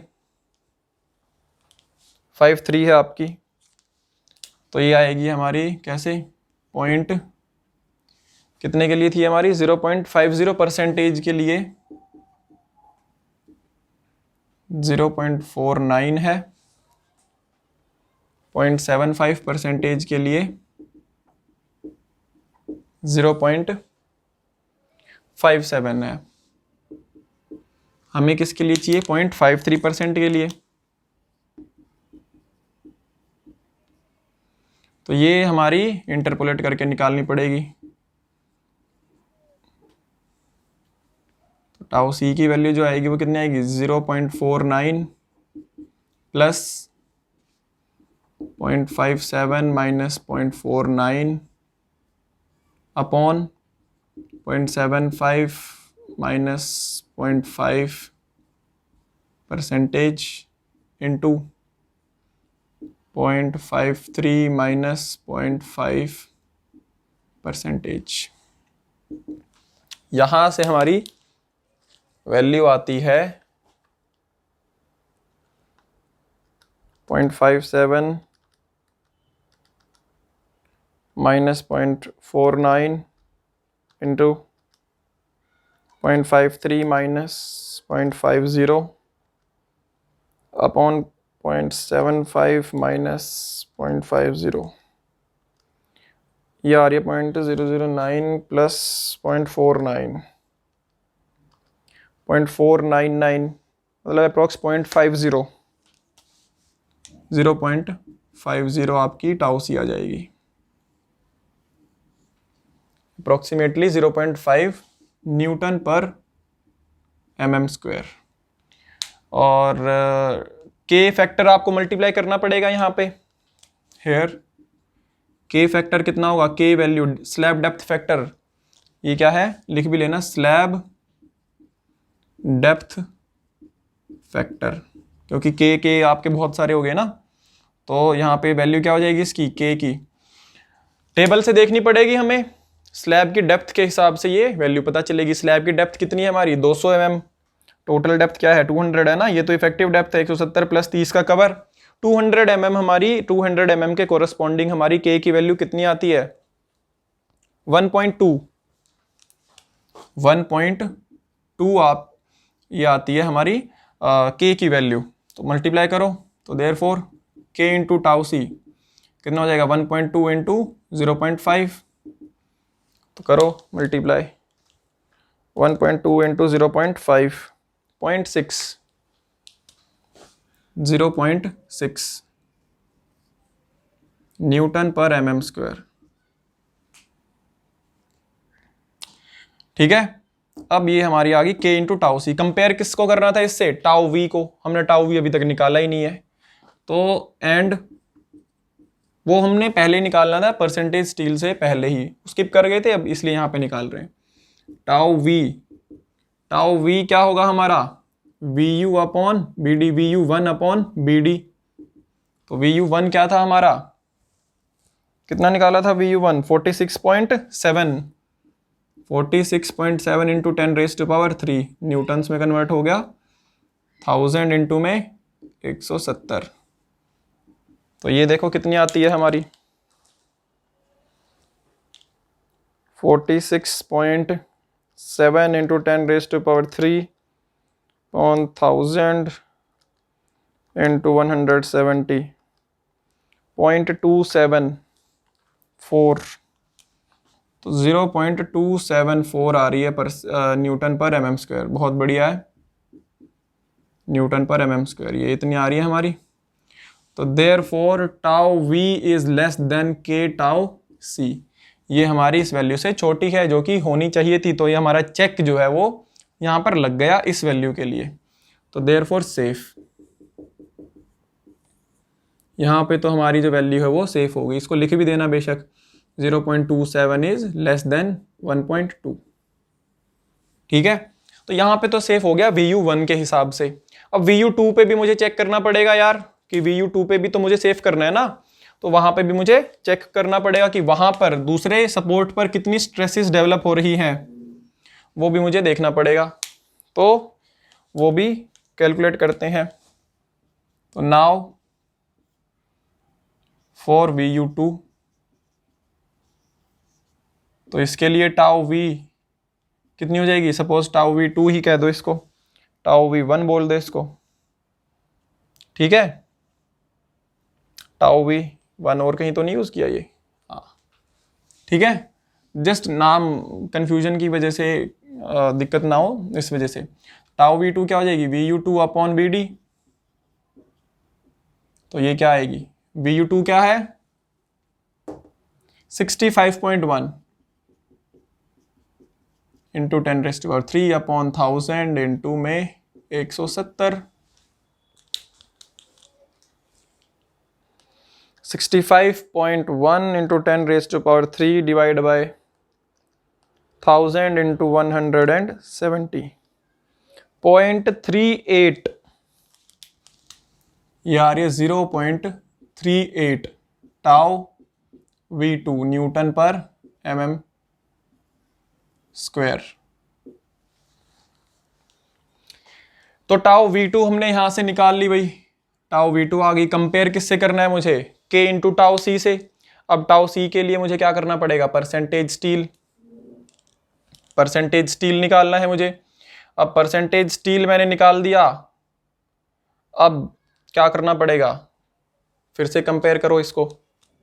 ठीक है, वैसे हम यहाँ पे इसके साथ टाउ V के साथ V2 के साथ भी कंपेयर अगर कर देते तब भी हमारा काम बन जाता, वो भी मैं आपको बताऊंगा कि क्यों। टाउ V2 हमारी कितनी आ रही है 0.38, क्यों आ रही है ज्यादा हमारी, कि इसके अंदर शियर फोर्स ज्यादा थी। ये मैंने इसीलिए यहाँ पे आपको दिखाया है। AST पॉजिटिव के लिए तो हमें करना ही था, अब AST नेगेटिव के लिए भी करेंगे, वहां पे सिर्फ एक ही चेक करेंगे। क्यों, यहाँ पे मैंने आपको दोनों केसेस इसीलिए दिखाए हैं ये, ताकि आपको ये आइडिया लग जाए कि मैंने यहां से क्यों नहीं निकाला या यहां से क्यों निकाला। तो VU1 हमारी कितनी थी 46.7 और ये कितनी है 65.1। तो शियर फोर्स कौन सी बड़ी है, मैक्सिमम शियर फोर्स जो आती है उसी के लिए मैक्सिमम शियर स्ट्रेस निकालूंगा ना मैं, टाउ VE। तो यहां पर हमारी जो मैक्सिमम शियर फोर्स थी VU2 थी, और यहां पे ये कम थी उससे VU1 जो हमारी वैल्यू थी। इसमें हमारी स्ट्रेस भी क्या आ रही है, कम आ रही है, इसमें स्ट्रेस भी क्या आ रही है, ज्यादा आ रही है। तो ज्यादा स्ट्रेस को अगर कंपेयर कर दूंगा तो क्या हो जाएगा, छोटे वाला तो कम अपने आप ही सेटिस्फाई हो जाएगा। तो इसीलिए मुझे दोनों कंपेयर करने की जरूरत नहीं थी, मुझे सिर्फ इसको कंपेयर कर देता तब भी काम चल जाता मेरा। ठीक है, बट यहाँ पे आप लोगों को शो करने के लिए सारी केसेस, सारी चीजें आपके सामने यहाँ पे हो जाएं, इसीलिए मैं दोनों केसेस आपके सामने करके दिखा रहा था। ठीक है, अब जब नेक्स्ट टाइम AST नेगेटिव के टाइम पे कंपेयर करेंगे तो उस टाइम पे हम सिर्फ यही कंपेयर कर देंगे। ठीक है, बार बार हम ये चीज नहीं करेंगे अब। तो यहां पे लिख देना ये पॉजिटिव के लिए था, और अब हम किसके लिए निकाल रहे हैं, now percentage of steel for negative.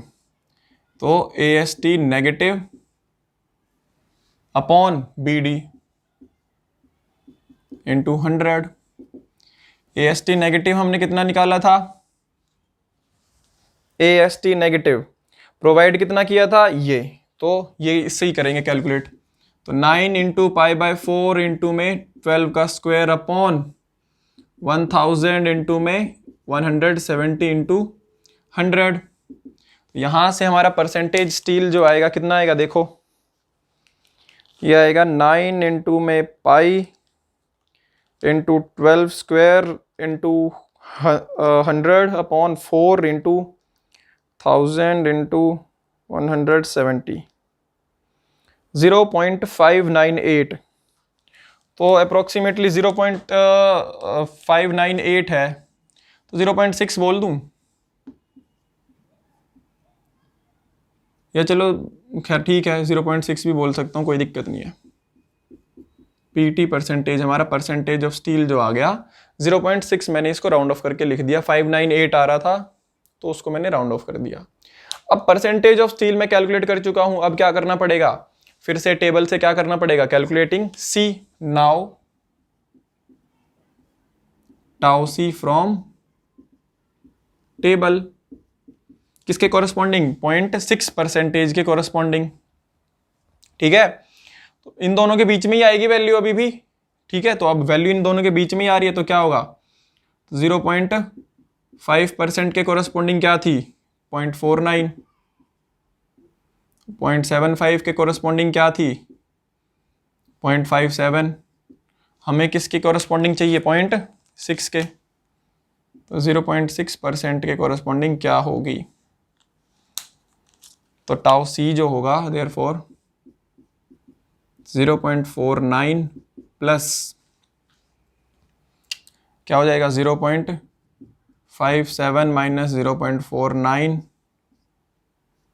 Upon 0.75 minus 0.5% into में 0.6 माइनस 0.5%।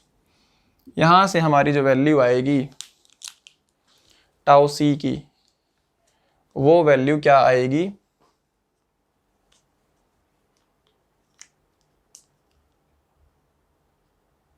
क्योंकि ग्रेड तो चेंज नहीं हो रहा ना, अदरवाइज वैल्यू चेंज हो जाती। ग्रेड आपका वही है, ये आ जाएगी 0.57 minus 0.49 into 0.6 minus 0.5 upon 0.75 minus 0.5, 0.032 ये आ रही है प्लस 0.49, 0.522, तो 0.52 आ रही है वैल्यू, 0.52 न्यूटन पर mm स्क्वायर हमारी यहाँ से टाउ C की वैल्यू आ गई। तो therefore K into tau C कितना हो जाएगा, K की वैल्यू हमने कितनी निकाली थी यहाँ से 1.2, वो तो सेम ही रहेगी ना, सॉरी 1.2 ही आई थी वैसे K की भी शायद, ये रही। स्लैब डेप्थ फैक्टर, तो स्लैब की डेप्थ तो सेम ही है, तो फैक्टर तो वही रहेगा, तो 1.2 इंटू 0.52 कितना आ रहा है,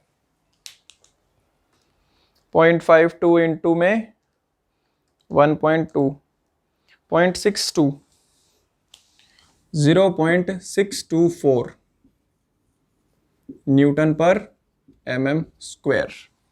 तो ये वैल्यू मुझे टाउ V से कंपेयर करनी थी, टाउ V2 से, तो कंपेयर कर रहा हूं मैं, तो क्या आ रही है, सही है। ठीक है, कितनी, टाउ V2 हमारी क्या थी 0.38, क्लियर सबको। तो therefore tau V2 is less then K into tau C, therefore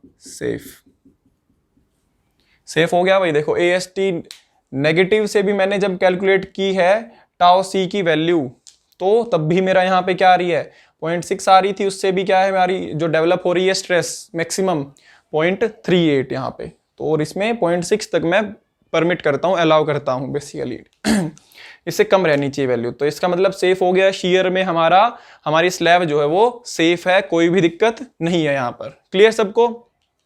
last check जो बचता है वो किसके लिए है, डेवलपमेंट लेंथ के लिए। तो जो लास्ट चेक बचेगा वो आ जाएगा हमारा किसके लिए, कौन सा स्टेप है ये, स्टेप भी भूल गए अब तो नंबर 9 लिख लेते हैं, चेक फॉर, लास्ट है बस ये, थोड़ी सी और धीरज दिखाएं, चेक फॉर डेवलपमेंट लेंथ। ठीक है, देखो लंबा क्वेश्चन जरूर है बट आपके कॉन्सेप्ट जो हैं वो पूरे के पूरे इसने क्लियर कर दिए हैं। कोई भी ऐसी चीज नहीं है जो कि अभी तक आप पीछे समझ के आए और नहीं यूज हुई हो, सारी एक एक रिकमेंडेशन, एक एक प्रोविजन यहाँ पे यूज हो चुका है। अब डेवलपमेंट लेंथ पहले तो कैलकुलेट ही कर लो यार, तो डेवलपमेंट लेंथ पहले कैलकुलेट कर लो, कितनी आएगी 5 into 0.87 into F Y upon 4 into tau B D, यही आएगी हमारी यहां से। अब टाउ बी डी हमारी हमें टेबल से पता चलेगी, ठीक है, टाउ बी डी कितनी आएगी वो लिखते हैं यहां पे from table.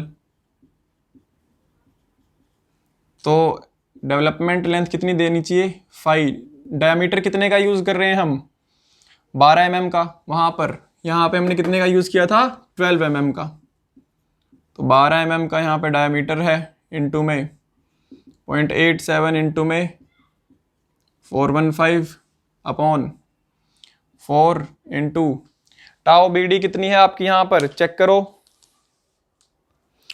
Tau B D की वैल्यू 1.4 है आपकी इसके लिए, तो 1.4 है आपकी, बट आपका ग्रेड क्या है स्टील का 415, तो 60% इंक्रीज करोगे वैल्यू, तो 1.4 वैल्यू थी, बट आपने क्या किया 1.6 से मल्टीप्लाई किया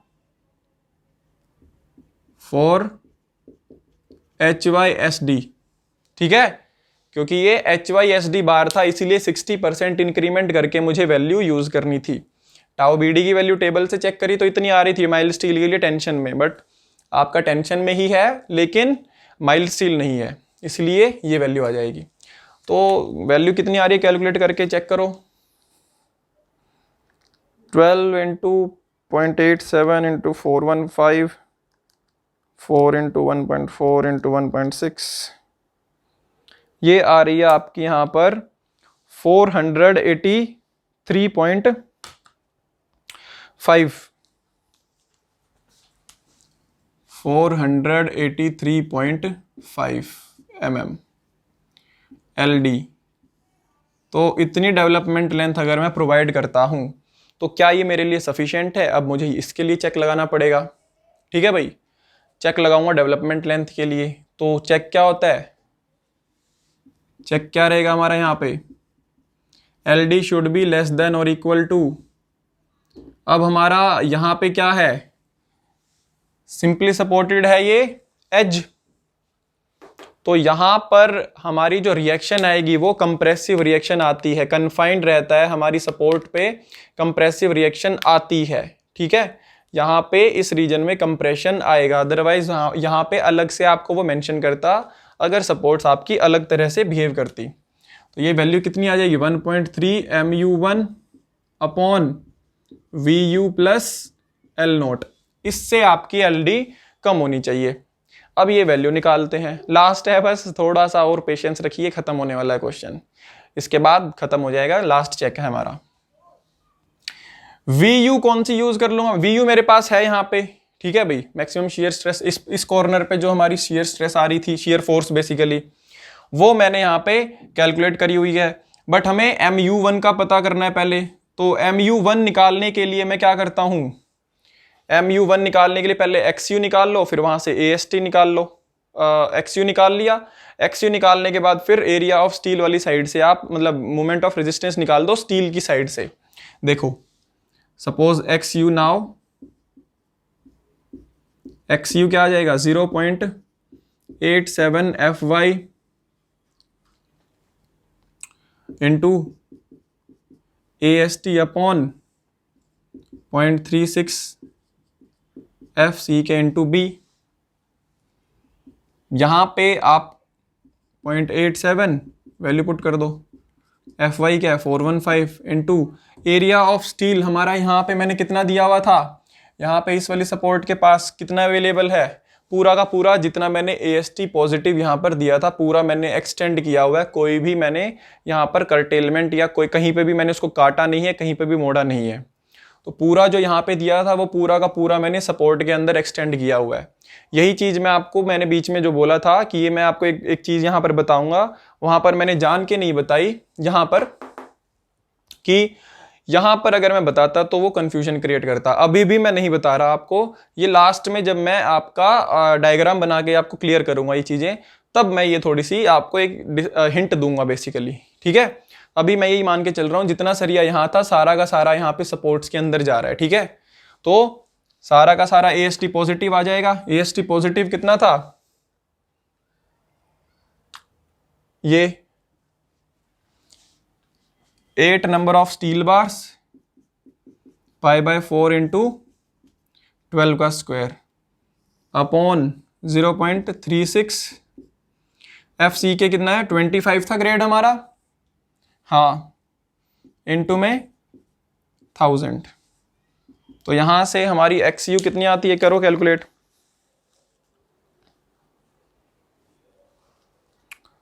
0.87 इंटू 415 इंटू 8 इंटू में π/12 square divide by 4 into 0.36 into 25 into 1000। ये हमारा यहाँ से आता है XU की वैल्यू जो है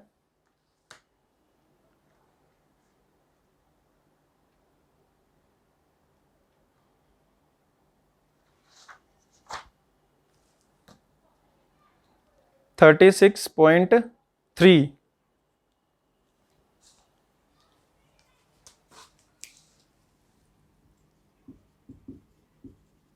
mm XU,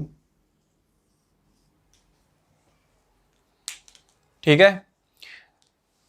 तो इतना करिए, इसके बाद चलते हैं नेक्स्ट स्टेप पर। यहां पर वैल्यू भी लिख लेते हैं। वैसे हम यहाँ पे कैलकुलेट कर चुके थे मूवमेंट भी, ठीक है। MU पॉजिटिव जो है हमारा ये 48.14 जो हमने यहाँ पे कैलकुलेट किया था, ये इतने ही स्टील की वजह से कैलकुलेट किया हुआ है, अलग से कैलकुलेट करने की ज़रूरत थी नहीं हमें। चलो कोई नहीं, अब कर दिया तो कोई दिक्कत नहीं है, ठीक है। यहाँ पे भाई हम लिख भी सकते थे, जो MU1 है हमारा वो हम यहाँ पर कैलकुलेट कर चुके थे पॉजिटिव रीइंफोर्समेंट की वजह से, जो मैंने यहाँ पे कैलकुलेट किया होगा, ठीक है। कोई बात नहीं, चलो अब कर दिया तो कोई दिक्कत नहीं है।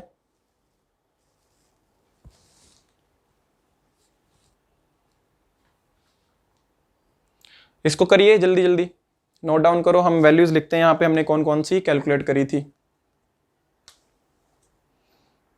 यहाँ पे ये तो चेक किया है, सिर्फ इसकी ज़रूरत नहीं पड़ेगी,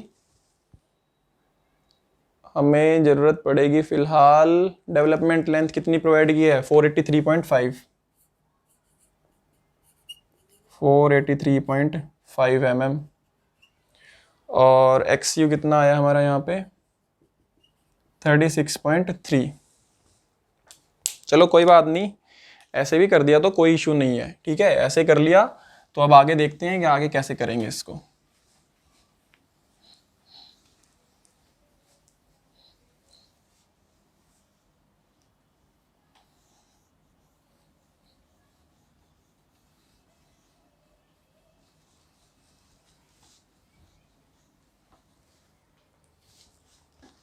तो सपोज ये हमारा VU कौन सा आ जाएगा, VU1 हो जाएगा, क्योंकि मैं इस एंड की बात कर रहा हूँ। यहाँ पर डेवलपमेंट लेंथ मैंने कितनी दी हुई है, यही स्टील का एरिया कैलकुलेट कर रहा हूँ।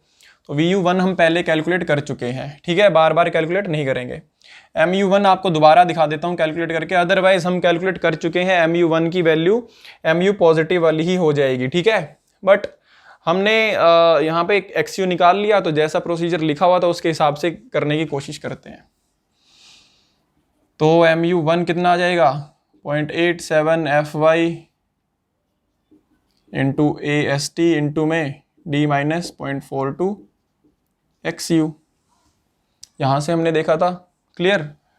अब इसको 0.87 इंटू 415 AST पॉजिटिव मेरा कितना है यहाँ पे थोड़ा सा चेंज आएगा हमारे इस वाले मोमेंट में और इसमें, π/4 इंटू में 12 स्क्वायर, क्योंकि यहाँ पे हमने थोड़ा सा एक्स्ट्रा प्रोवाइड किया हुआ है AST, into 170 minus 0.42 into 36.3।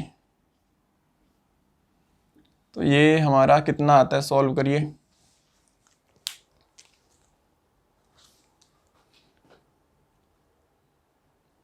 0.87 into 415 into 2 into pi, काट दिया मैंने वो 4 से, इंटू 12 स्क्वायर इंटू में आपका आएगा 170 माइनस 0.42 इंटू 36.3 डिवाइड बाई 10⁻⁶। देखो मैंने बताया था ना 50.5 आ रहा है, यहाँ पे 48 हमने निकाला था, तो यह आ रहा है हमारा 50.5 किलो न्यूटन मीटर। ये थोड़ा सा ज़्यादा इसीलिए आ रहा है क्योंकि एरिया ऑफ स्टील मैंने यहाँ पे 7.5 समथिंग बार आ रहे थे, तो मैंने क्या किया था 8 स्टील बार दे दिए थे, थोड़ा सा एक्स्ट्रा एरिया दिया था, तो एक्स्ट्रा एरिया दे दिया तो हमारा मूवमेंट भी क्या हो जाएगा, थोड़ा बढ़ जाएगा। एंड VU1 कितनी थी हमारी, VU1 कितनी, 46.7 किलो न्यूटन। तो देयरफॉर, और एंड L0 भी निकाल लो। L0 क्या हो जाएगा हमारा यहाँ पे, HYSD के केस में क्या होता है L0, LS/2 minus x dash. LS/2 width की सपोर्ट, विड्थ की हमारी क्या, सपोर्ट की विड्थ सॉरी 300/2 माइनस कवर 30 का 30 ही मान लो या 20 मान लो यार, यहाँ पे कोई दिक्कत नहीं है। आप सपोज यहाँ पे 30 कवर मान सकते हो या 25 मान लो, कोई दिक्कत नहीं है। कि मैंने सपोज 30 मान लो, 30 आपने क्या दिया हुआ है, क्लियर कवर दिया हुआ है बार को, ठीक है। इफेक्टिव माना था, ये दूसरी डायरेक्शन में था, ये यहाँ पर भी मैंने 30 क्लियर कवर मान लिया, कम भी कर सकते हो कोई दिक्कत नहीं है। ये आ गया आपका 150 माइनस 30 120 mm। तो therefore LD should be less than और इक्वल टू 1.3 टाइम्स MU1 कितना है 50.5 10⁻⁶ अपॉन 46.7 इंटू 10⁻3, ये माइनस 120 mm। तो it should be less than, क्या वैल्यू आती है, करिए सॉल्व।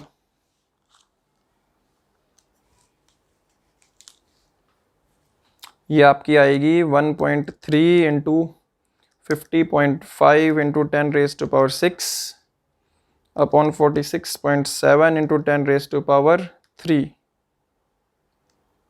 माइनस 120, 1285.7।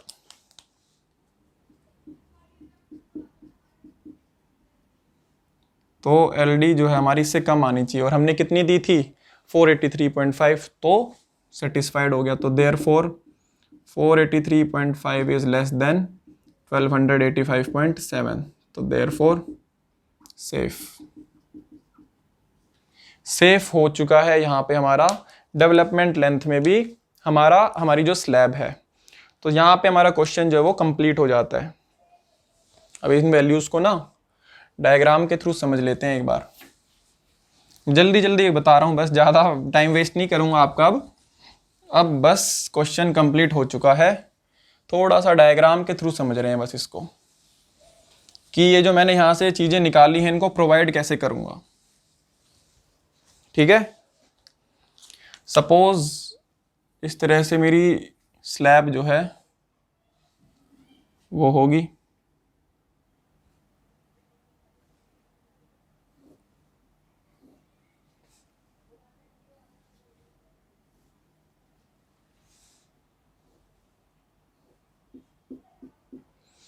यहां पे मैं क्या प्रोवाइड करूंगा,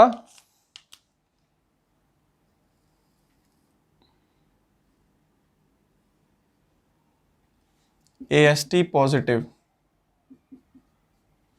और यहां पे क्या प्रोवाइड करूंगा,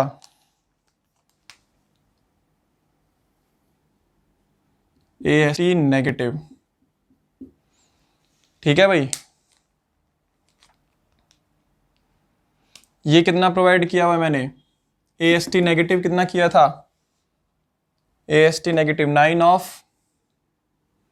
ये क्या है हमारे 9 of 12 mm diameter at the rate, spacing क्या थी 110 mm सेंटर टू सेंटर, और ये कितने दिए हुए हमने 8 steel bar of 12 mm at the rate, spacing क्या थी इनकी 125